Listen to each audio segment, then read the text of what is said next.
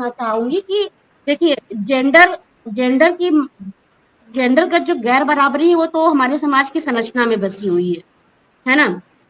और इन सारी समस्याओं की वजह से, जनसंख्या है, गैर बराबरी है, आर्थिक स्थितियों है, इसकी मार महिलाओं पे दोहरा तिहरा क्या बताया जाए, उसकी कोई फोल्ड ही नहीं, उसकी कोई सीमा ही नहीं पड़ती है, नई सीमा है कोई, वो जितना ज्यादा उसको भुगतती है। तो मैं तो बस यही कहना चाहूंगी कि जनसंख्या कोई हमारे यहाँ नहीं है, हम युवा हैं, आप विजन अपना तैयार करिए, हम बेहतर करके दिखाएंगे और महाशक्तिशाली के रूप में विश्व में आ जाएंगे हम। जी, बहुत बहुत नहीं धन्यवाद कहना गुंजन। चाहिए। बात सही है, हमारा भारत युवा हो रहा है और युवा को रोजगार दीजिए, युवा के को हुनरमंद बनाइए, आप उसको उत्पादकता में लाइए, उत्पादन नहीं सकते अपनी आप विकसित कीजिए, वृद्धि कीजिए, तो हम जापान, चीन या किसी को भी हम पछाड़ सकते हैं। हमारा भारतीय युवा तो ये किसी से भी जुड़ने लड़ने के लिए तैयार रहता है।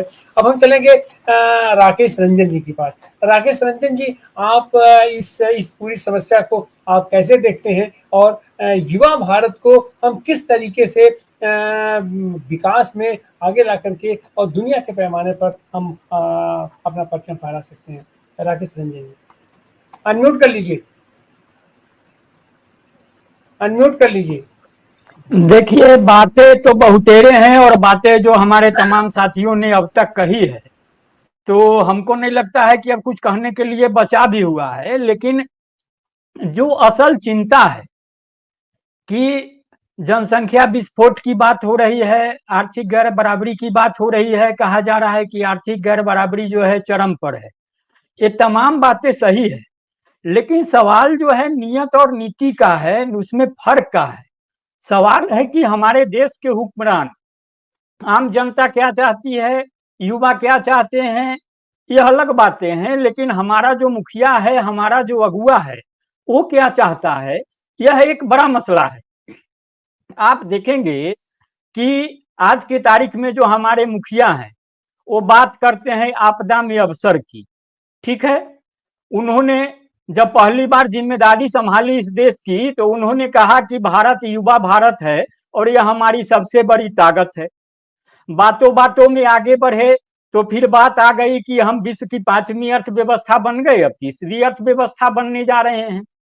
लेकिन जब आप आएंगे कि तमाम जो जरूरत की चीजें हैं, जो बुनियादी मसले हैं, उनमें सबसे प्रमुख है, जो अभी गुंजन जी ने भी बातें कही है कि शिक्षा है, स्वास्थ्य है, रोजगार है। ठीक है, तो सबसे पहले शिक्षा पर आइए, स्वास्थ्य पर आइए, फिर रोजगार पर आइए। इसके लिए सरकार क्या कर रही है, उसकी मंशा कहाँ है और क्या है। शिक्षा के क्षेत्र में हम देख रहे हैं आज की तारीख में कि इधर उधर की बात छोड़ दीजिए, छोटे लोगों की बात, जब हमारा देश का मुखिया खुले तौर पर एक निजी संस्थान की, निजी विश्वविद्यालय की सराहना करता है और यह कहता है कि भैया यह भारत का जो यह विश्वविद्यालय है, यह दुनिया का सबसे बेहतर विश्वविद्यालय है, तो आप यह कह लीजिए कि अब इससे आगे अब कहने के लिए क्या बातें हो सकती है। जो नई शिक्षा नीति लाई गई, बड़ी तरीके की बातें हुई, बड़ी बड़ी बातें हुई, सेमिनार गोष्ठी, मैंने भी कई कार्यक्रम देखा है, वहां गया भी है। लेकिन नई शिक्षा नीति का जो फलसफा है वो क्या है और जो जमीन पर है उसमें क्या बातें हैं। हम तो यही देख रहे हैं कि जो हमारी सरकार है वह चाहती है कि जो भी सरकारी संस्थान है उनको हमारी शुभकामना की जल्द से जल्द आप भी निजी हो जाएं। आज की तारीख में देखिए कि हम बिहार से आते हैं, मूल रूप से हम झारखंड में काम कर रहे हैं, यहाँ देख रहे हैं कि यहाँ जो पुराने सरकारी विश्वविद्यालय हैं, पटना विश्वविद्यालय जैसे प्रतिष्ठित विश्वविद्यालय की बात कर ले, उनको नेक ग्रेडेशन में बी ग्रेड मिलता है, B+ कुछ ऐसा मिल जाता है।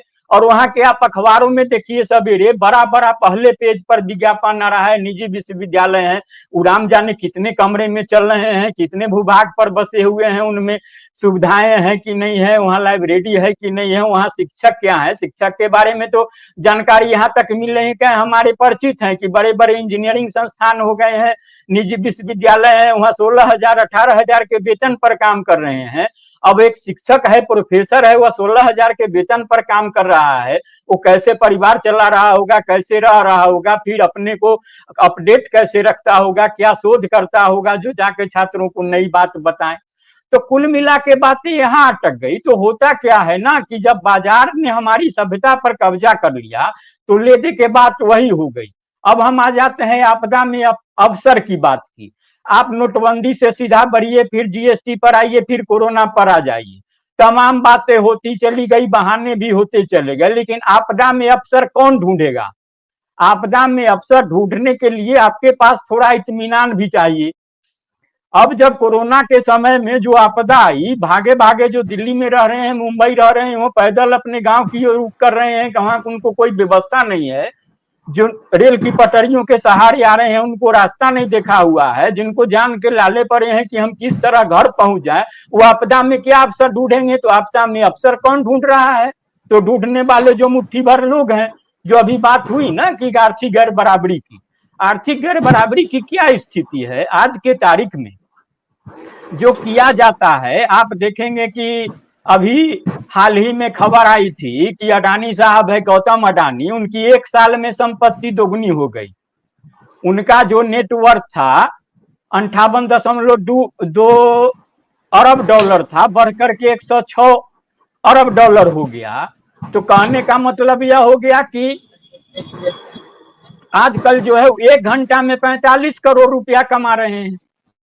ठीक है ना? तो प्रति घंटा 45 करोड़ रुपया कमाना, तो आपदा में अवसर कौन ढूंढ सकता है? क्रोनी कैपिटलिज्म की बात भी अभी एक साथी ने की थी जो थे वहां पर।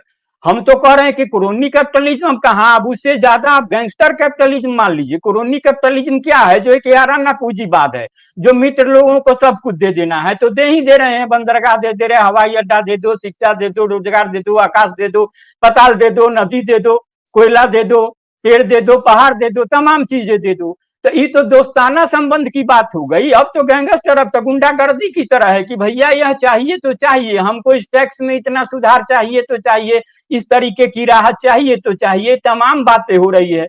और ले दे के हमको क्या करना है? आज की तारीख में जब बातें हो रही है कि हम विश्व गुरु हो गए हैं, हमारी हम दुनिया में हम 5वीं बड़ी अर्थव्यवस्था हो गए, अब तीसरी होने के करीब है।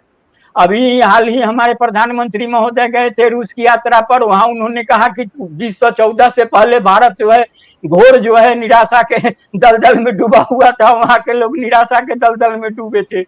यही कोई अगर विपक्ष के नेता जाते हैं, वही विदेश में अगर कुछ भारत के बारे में बात करते हैं, यहाँ की मैंने जो आर्थिक मोर्चे पर बात करें, राजनीतिक मोर्चे पर जो भी तमाम बातें हैं, तो कहेंगे देश की बातें जाके विदेश में कर रहे हैं, तमाम बातें हो रही है। तो जो ये जो तमाम बातें हैं और जो तमाम विसंगतियां हैं, इसको देखने की जरूरत है। लेकिन वही है जो नियत का जो सवाल है। आज की तारीख में गुंजन जी ने कहा, जो जनसंख्या को लेकर के हमारे बिहार से एक मंत्री जी आते हैं, वो किस विभाग के मंत्री हैं हमको नहीं लगता है कि आम जनता सब तरीके से भी जानती होगी, और वो कभी अपने विभाग के बारे में चर्चा भी नहीं करते। कैबिनेट मंत्री होते हैं, तीसरी बार जीत के संसद में पहुंचे हैं, विधायक भी रहे हुए हैं, तमाम बातें हैं, नाम भी स्पष्ट कर देते, गिरिराज सिंह होते हैं। ठीक है ना? आज ही उन्होंने मीडिया से कहा कि भैया अब तो जनसंख्या पर नियंत्रण होना जरूरी है। उन्होंने एक बच्चे की बात दोहराई। उन्होंने उदाहरण चीन का दिया, जब वहां सख्ती की गई थी कि नहीं भाई आपको एक ही संतान रखना है, तमाम बातें हो गई। करते करते फिर वही आ गए कि देश में इतने पंचायत हैं, वहां खास वर्ग की आबादी बहुत हो गई, तमाम चीजें हो गई। अरे भैया आप समस्या पर बात करो ना। अगर एक ही बच्चे की जरूरत है और इस हरेक लोगों को रखना चाहिए, तो तमाम भारतीय पर यह लागू होगा ना। यह फिर उस जिले में कहाँ आ गई बात? उस जिले में उनका इशारा साफ तौर से मुसलमानों के प्रति था, उसके बारे में वो कह रहे थे, अल्पसंख्यक के बारे में कह रहे थे। तो आज के तारीख में ऐसी बात नहीं है। अभी चर्चा में भी बातें आई है, अब वो बातें खत्म हो गई। तमाम बातें, जब वो कुरीतियों की बातें थी, रूढ़िवादिता की बातें थी, अब सब लोग जागरूक हुए हैं, परिस्थितियां बदल रही है। लेकिन ले दे के बात वही हो गई जो मूल बात है, शिक्षा की बात है, स्वास्थ्य की बात है और रोजगार की बात है। तो बस शिक्षित होंगे, शिक्षा की व्यवस्था करिए।